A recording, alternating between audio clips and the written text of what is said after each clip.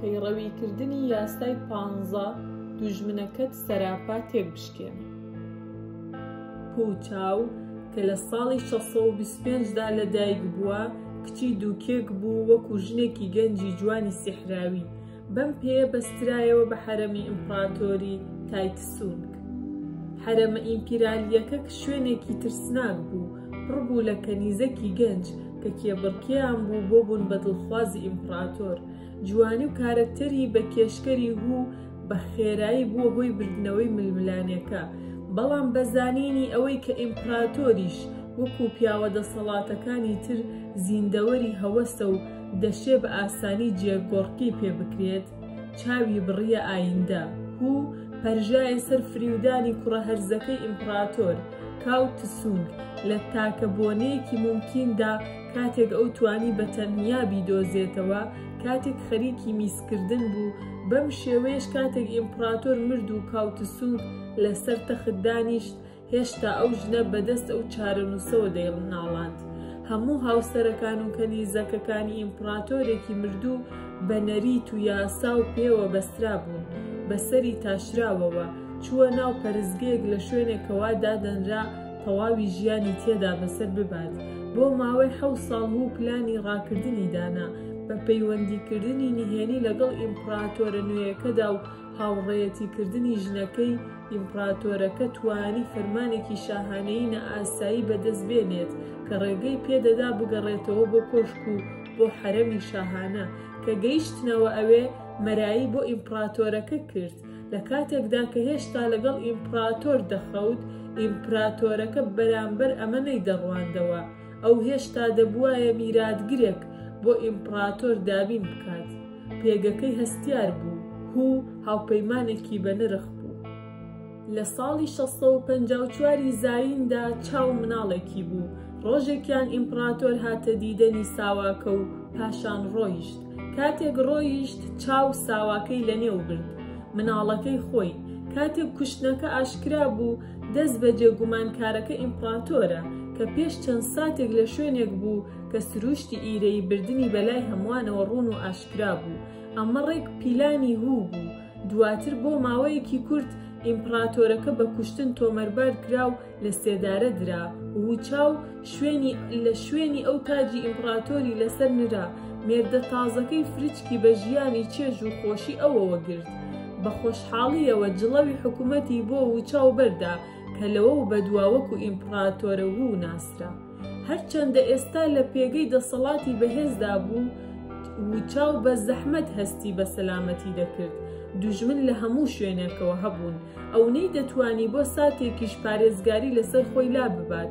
لە ڕاستیدا کاتێک ئەو تەمەنی 41 ساڵ بوو، ترسی ئەوەی لێنیشت کە خوشکەزا گەنجە جوانەکەی ببێتە دڵخوازی ئیمپراتۆر. ئەو ژنەکەی ژەهراوی کرد بە تێکەڵکردنی قوڕێک بۆ خواردنەکەی. لە ساڵی 675 دا کوڕەکەی خۆی پێدەچوو وەکو میراتگرێک بهێنرێتە پێشەوە ژەهراوی کرا. کوڕی گەورەی دواتر ناشەرعی، بەڵام ئێستا میری جێنشین بوو، بە تۆمەتی هەڵباسترا و دوایی دەربەدەر کرا. کاتێکیش کە ئیمپراتۆر مرد لە ساڵی 683 دا، توانی وا بکرێت کە دوایی بە نەگونجاو بۆ تاجڕا بگەێنرێت. هەموو ئەمە بەو مانایە دێت کە گەنجترین و کاریگەرترین کوڕی ئەو بوو کە دوجار بووە ئیمپراتۆر. بەم شێوەیە ئەو بەردەوام بوو لە حکومڕانی. بە درێژایی 5 ساڵی دواتر چەندەها کودەتای تر لە کۆشکدا لە ئارادا بوون. بە هاتنی 688 کەس نەما تەحەدای وو بکات. ئەو خۆی وەکو وەچەی خودایی بوودا لە قەڵەمدا و لە 690 دا هیواکانی بۆ دوجار هاتنەدی. ئەو ناو نرا ئیمپراتۆری پیرۆز و خودای چین. وو بووە ئیمپراتۆر چونکە بەمانای وشە لە سیلسیلەی تانگی پێشوو کەس نەما بوو. بەم شێوەیە ئەو بە شێوەیەکی تەحەدانەکرا و بۆ ماوەی دەیەکی ئاشتی ڕێژەی حکمی کرد. لە 705 زایندا لە تەمەنی 80 ساڵیدا ناچار کرا واز لە تەختی ئیمپراتۆری بێنێت. لێکدانەوە هەموو ئەوانەی ئیمپراتۆرە هویان دەناسی تێبینی وزە و هۆشمەندیان کردبوو. لەو سەر و وەختەدا هیچ شکۆیەک بۆ ژنێکی چاوچلۆک لە چەند ساڵێک زیاتر لە حەرەمی ئیمپیریالیدا نەبوو کە پاشان تەمەنێک لە پشت پەرزگایەکەوە یا دیواربەند دەکرا. لە ڕابوونی پەیتا بەڵام بەرچاوی و بۆ ترۆپک قەت ساویلکە نەبوو. ئەو دەیزانی هەردوو دڵیەک هەر لاوازیەکی کاتی کۆتاییەکەی زامن دەکات. ئەگەر هەر جارێک کە لە ڕکابەرێک قوتار دەبوو دانەیەکی تازە دەردەکەوت. چارەسەرەکە ئاسان بوو، دەبوایە هەمویان تێک بشکێنێت یا ئەوە تا خۆی بکوژرێت. ئیمپراتۆرەکانی تری پێش ئەو هەمان ڕێڕەویان بەرەو لووتکە گرتبووە بەر، بەڵام و کە وەکو ژن کە نزیکە ئەستەم بوو دەسەڵات بەدەستبێنێت دەبوایە دڵڕەقیش بێت. حکومڕانی 40 ساڵەی ئیمپراتۆرە و یەکێک بوو لە درێژترین حکومڕانیەکان لە مێژووی چیندا، هەرچەندە چیرۆکی ڕابوونی خوێناوی ئەو بۆ دەسەڵات باش زانراوە. لە چین ئەوەیە یەکێک لەو حکومڕانە هەرە کاریگەر و بەتواناکانی سەردەمەکەدا دەنرێت. قەشەیەک پرسیاری لە دەوڵەتدار و ژەنەڕاڵی ئیسپانی ڕامۆن ماریا ناڤارێس لە 1868 دا کرد. لە گیانەڵادا بوو: ئایا جەنابت هەموو دوژمنەکانت دەبەخشیت؟ ناڤارێس لە وەڵام داوتی: پێویست ناکات دوژمنەکانم ببەخشم، هەموویانم بە کوشت داوە. کلیلی دەسەڵات ڕێکەوت نییە کە دوو چیرۆکە شرۆڤەی ئەم یاسایە دەکەن لە چینەوە دێن. مێژووی چین پڕە لە نمونەکانی ئەو دوژمنانەی کە بە زیندوی بەجێهێڵراون و گەڕاونەتەوە بۆ سەرکردنە سەر کابرای بە بەزەیی. دوژمنەکە تێک بشکێنە. بیر و باوەڕێکی استراتیژی گرنگی سونتزوین و سەری هونەری جەنگی سەدەی 14 پێش زاینە. ئایدیاکە سادەیە، دوژمنەکانت هیواخوازن خراپەت بەسەر بێت. هیچ شتێک نییە ئەوان بیانەوێ جگە لە نێوبردنت. ئەگەر لە ململانەیەکدا لەگەڵ ئەوان لە نیوەی ڕێگە بوەستیت یان تەنانەت لە 3 چارەکی ڕێگەکەدا بوەستیت، چی لە ئەنجامی بەزەی هاتنەوە یا هیواخواستن یا ئاشتەواییکردن، تەنیا مکوڕتر دڵڕەقتریان دەکەیت و ئەوان ڕۆژێک دێت تۆڵە دەکەنەوە. لەوانەیە ئەوان بۆ ماوەیەکی کاتی دۆستانە ڕەفتار بکەن، بەڵام ئەمە تەنیا لەبەر ئەوەیە کە تۆ شکستت پێهێناون. ئەوان هیچ بژاردەیەکیان نییە جگە لەوەی کە چاوەڕوانی کاتی خۆیان بکەن. چارەسەرەکە بەزەیت نەبێت، دوژمنەکانت سەراپا تێک بشکێنە، وەک چۆن ئەگەر ئەوان بۆیان بلوایە وەهایان دەکرد. سەرنجام تاکە ئاشتیەک یان ئەمنیەتیەک کە تۆ بتوانیت هیوای بۆ بخوازیت لە دوژمنانت لە نێو چوونیانە. ماوتسیتۆن کە گرنگی ئەم یاسایی دەزانی، لە 1934 دا سەرکردە کۆمۆنیستەکە و 75,000 سەربازی کەمچەک و تەقەمەنی بەرەو شاخە لاتەریکەکانی خۆرئاوای چین ڕایان کرد بۆ قوتاربوون لە سوپای گەورەی چیانکایشێک، لە شتێکدا کە لەو کاتە بەدواوە ناونرا ڕێکردنی درێژ. چیانگسوور بوو لەسەر بنەبڕکردنی کۆمۆنیستەکان. دوای چەند ساڵێک ماو کەمتر لە 10,000 سەربازی بەدەستەوە مابوو. لە ڕاستیدا بە هاتنی 1937 کاتێک چین لەلایەن ژاپۆنەوە گیرا، چیانگ مەزەندەی ئەوەی کرد کە چیتر کۆمۆنیستەکان هەڕەشەیەک نەبن. ئەو بڕیاریدا دەستبەرداری ڕاوەدوونانەکە بێت و تەرکیز بخاتە سەر ژاپۆنیەکان. 10 ساڵ دواتر کۆمۆنیستەکان بایی پێویست هاتبوونەوە سەر خۆیان بۆ بەزاندنی سوپاکەی چیانگ. چیانگ ژیری کۆنی تێکشکانی دوژمنی بیرچوو بووەوە، بەڵام ماو بیری نەچوو بووەوە. چیانگ ڕاوەدوونرا و تا ئەو کاتەی کە ئەو سەراپای سوپاکەی بۆ دورگەی تایوان ڕایان کرد، تاکو ئەمڕۆ هیچ شتێک لە ڕژێمەکەی لەسەر خاکی چین نەماوەتەوە. بەم جۆرە ماوتسی توانی سەرکەوتوو بێت. ژیری پشت تێکشکاندنی دوژمنەکەت ئەوەندەی کتێبی پیرۆزی مەسیحیەکان کۆنا، لەوانەیە یەکەمین پیادەکەری موسا بوو بێت کە لە خوداوە فێر بووە.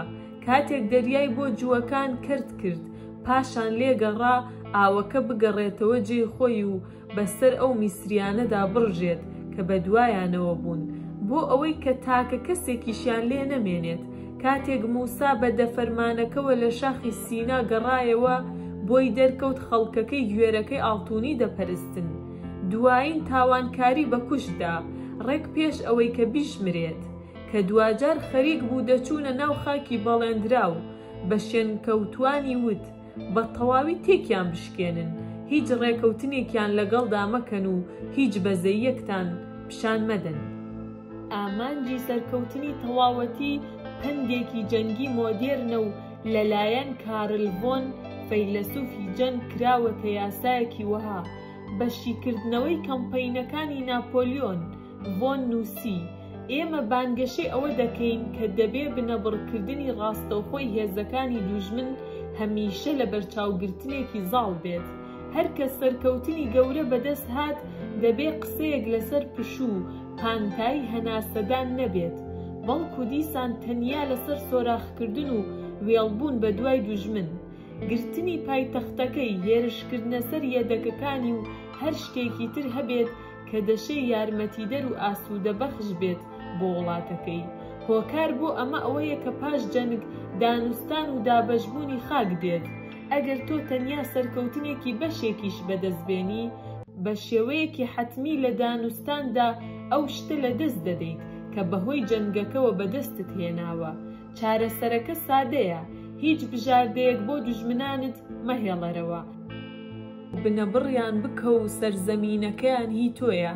ئامانجی دەسەڵات بریتیە لە کۆنتڕۆڵکردنی دوژمنەکانت بە تەواوەتی. ئەوەیە وەهایان لێ بکەیت بە تەواوەتی پەیڕەوی لە ئیرادەت بکەن. تۆ ناتوانیت بەرگەی ڕۆیشتنی نیوەی ڕێگەکە بگریت. ئەگەر ئەوان بژاردەیان لە بەردەمدا نەبێت، ئەوان ناچار دەبن بە قسەی تۆ بکەن. ئەم یاسایە لەو دیو شەڕگەشەوە پیادە دەکرێت. دانوستان مارێکی گەورەی شاراوەیە کە سەرکەوتنەکەت قوت دەدات. بۆیە هیچ شتێک مەدە دوژمنانت بۆ دانوستان، هیچ هیوایەک پانتاییەکیان مەدەیە بۆ مانۆڕکردن. ئەوان تێکشکاون و هیچی تر. درک بەمە بکە: لە ململانێتیتدا بۆ دەسەڵات تۆ ڕکابەرێتی دەوروژێنیت و دوژمن دروست دەکەیت. خەڵکێک دەبێت کە تۆ ناتوانیت بەسەریاندا سەرکەوتوو بیت، کە گرنگ نییە چی دەبێیان نابێ، هەر دوژمنی تۆ دەبن. بەڵام تووشی هەربرینێکیان بکەیت بە ئەنقەست بێدیان نا، ڕق و کینەیان بە شەخسی وەرمەگرە. تەنیا ئەوە بزانە کە هیچ ئەگەرێکی ئاشتەوایی لە نێوان ئێوەدا نییە، بە تایبەت تا ئەو جێگەی کە تۆ دەسەڵاتداریت. ئەگەر تۆ ڕێگەیان بدەیت هەر بمێنن، ئەوا بە دوای تۆڵەدا وێڵ دەبن، وەک چۆن شەو بە دوای ڕۆژدا وێڵە وێنە. مارێک لەژێر پێیەکانتدا پڵیشاوەتەوە، بەڵام بە زیندوی جێهێڵراوە. قوت دەبێتەوە و بە ژەهرێکی زیاترەوە پێتەوە دەدات. دوژمنێک کە وازی لێهێنراوە، وەکو مارێکی نیوە زیندوو وایە کە چاک دەبێتەوە. کات وەها لە ژەهرەکەی دەکات زیاتر کاریگەری هەبێت. دەسەڵات لەبەر ئەوەی دەبێت تێبینی ئەوە بکرێت کە دەبێت پیاوان دەست بەسەریاندا بهێنرێت یان بنەبڕ بکرێن، ئەوان تۆڵەی خۆیان لە بەرامبەر برینە بچووکەکان دەکەنەوە، بەڵام بۆ برینە گەورەکان ناتوانن ئەمە بکەن. بۆیە دەبێ ئەو برینەی بەسەر کەسێکی دێنن وەها بێت کە ترسی تۆڵەکردنەوەیان نەبێت. پێچەوانە بوونەوە: دەبێ ئەم یاسایە زۆر بەدەگمەن فەرامۆش بکرێت، بەڵام هەندێک جار وا ڕێدەکەوێت کە باشترە ڕێگە بە دوژمنانت بدەیت خۆیان لە نێو ببەن، ئەگەر شتێکی وەها ممکن بێت. لەبری ئەوەی کە بەدەستی تۆ ئازار بچێژن، لە جەنگدا بۆ نمونە ژەنەڕاڵێکی باش دەزانێت ئەگەر ئەو هێرش بکاتە سەر سوپایەک لە کاتێکدا گەمارۆ دراوە، سەربازەکانی تونتر دەجەنگن. بۆیە هەندێک جار وا باشترە ڕێڕەوێکی ڕاکردنیان بۆ بهێڵیتەوە بۆ دەرچوونیان. لە کاتێکدا کە ئەوان پاشەکشە دەکەن، بڕست لە خۆیان دەبڕن و سەرئەنجام معنەوێتیان بە پاشەکشە دادەبەزێت، زیاتر لە هەر شکستێک لەوانەیە لە شەڕگەدا کە تووشی ببن. کەواتە تۆ کاتێک دەبینیت کەسێک سەری بە پەتەکەوەیە، بەڵام هیچ شانسێکی دەرچوونی نییە، دەشێت تۆ ڕێگە بدەیت خۆیان هەڵواسن، ڕێگە بدە بکەرانی لە نێوبردنی خۆیان بن. ئەنجامەکە هەمان شت دەبێت و تۆ نیو ئەوەندە هەستی خراپت نابێت. لە کۆتاییدا هەندێک جار بە تێکشکاندنی دوژمنەکەت تۆ ئەوەندە تووڕەیان دەکەیت کە ئەوان ساڵانێک بە پیلانی تۆڵەسەندنەوە بەسەر دەبن. پەیماننامەی ڤێرسای کاریگەریەکی وەهای لەسەر ئەڵمانەکان هەبوو. هەندێکیان بەڵگەی ئەوەیان دەهێنایەوە کە لە دوورمەودادا وا باشترە هەندێ نەرمی پیشان بدەیت. کێشەکە ئەوەیە کە نەرمی تۆ سەرکێشێکی تر دەگرێتە خۆ، لەوانەیە ئەمە دوژمن بەهێز بکات. کە هێشتا خۆی مات داوە، بەڵام ئێستا پانتایەکی ئیشکردنی هەیە. تەقریبەن هەمیشە وەها ژیران نەترا کە دوژمنەکە تێک بشکێنیت، بەڵام هەروە بە سانایی جارێکی تر تێکیان بشکێنەوە.